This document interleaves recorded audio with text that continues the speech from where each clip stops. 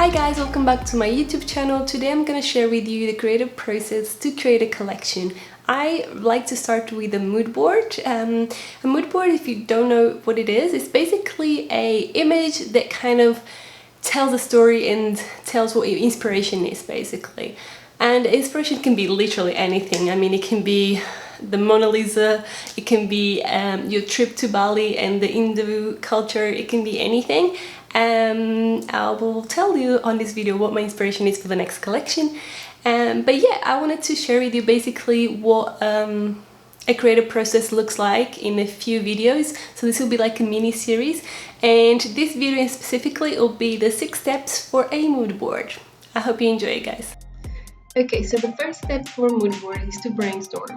In a piece of paper, just write down your inspiration, what it is. In my case, it is the Disney movie Cinderella. I absolutely love Disney and I love this movie in particular. And just write down any word that you can think of to describe your inspiration, or just that pops up to your mind when you think about your inspiration. So for an example, when I think about Cinderella, I think about the glass slipper, kind of reminds me of crystal. When I think about crystal, I think about the fragility and like the transparency, kind of gives me a sort of dimension look. And a word that I really like in this concept is layers. Also another scene that I really like on the movie, the original, is when she's cleaning the marble stairs, and you have I really like the idea of marble, like the grays and the whites. Also, if you think about Cinderella, the name comes from ash.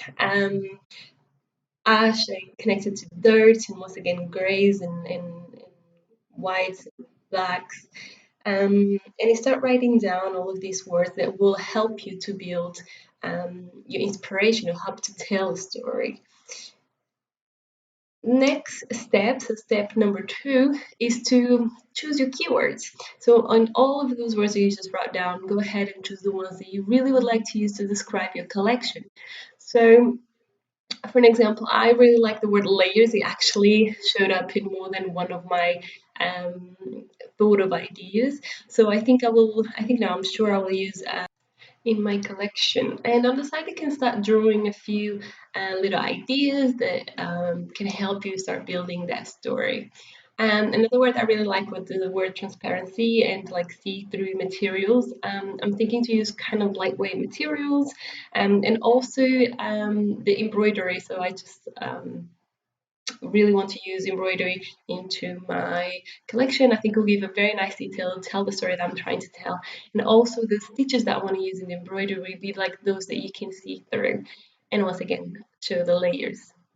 And the third step that I want you to do will be the image search. So you can use Google, you can use Pinterest. I really like Pinterest. I think it's a very good tool. And you can search for those keywords or just images that will help tell your story. So for example, if I'm searching for specific words such like delicate or feminine, I like to use the word aesthetic straight after, so we can give the sort of image that I want to use for my mood board. Or you can search for like crystals and objects that will help tell you the story. As soon as you have like those a few images selected, you can start building like a file of imagery that will help tell your story. I keep saying this, but it's very important that you can tell what is the inspiration without saying too much, without actually talking. Your imagery should do the work for you. So you can see like my Cinderella file is done, and the images kind of look like they're all in the whites and grays, like blues, like pinks. It kind of have some silhouettes that I potentially will use for my collection. Materials, you start telling a story once again. The first step is to do a collage. I mean, I find this step quite entertaining, and it's fun to put your hands into the work. You can print off some images, small, big, as you want, and start placing them around in your sketchbook. You can also do this digital, and you'll see that I'll also do digital later on, but I like to do this step manually as well, because it kind of gives And at the field, I can play around with the images, and maybe in the future I might even stick some fabric into it, or some stitches that I want to use, and so on. When you have your image selected and you sure you want to use those ones, you can go ahead and stick it to the paper, play around a little bit with it if you want to, and then you'll see your mood board start getting into shape. And then you can save it into your sketchbook. Like I really like to keep everything in order. It'll help me to make sure everything is going as it should. The fifth step is to start searching for colors, details, and shapes that you potentially use into your collection. So I like to use tracing paper and just trying to copy some details of my mood board that I potentially will use into the garments. So, for an example, on the right side, you see that I have like a white wallpaper with some volume in it. I really like this idea, and I would like to kind of explore this with embroidery into the garments. The gloves obviously is a very delicate and feminine touch that I would like to replicate into my collection. The movement of that fabric running into the marble stairs, lightweight once again. I really like to use this into the collection. And the crystal and transparency that I mentioned, the crystal gives once again layers. Um, some details you can copy into the garments. And then another thing that I really like to do is to start exploring the colors of the mood board. So just copying on top of the mood board the colors that I see. So for example, I see some light beige, some light pinks, grays obviously is very prominent, and whites, and you start playing with them. The sixth step is to go digital, and as I mentioned before, I really like to do the manual stuff, but I think the digital like gives a more professional and neat look.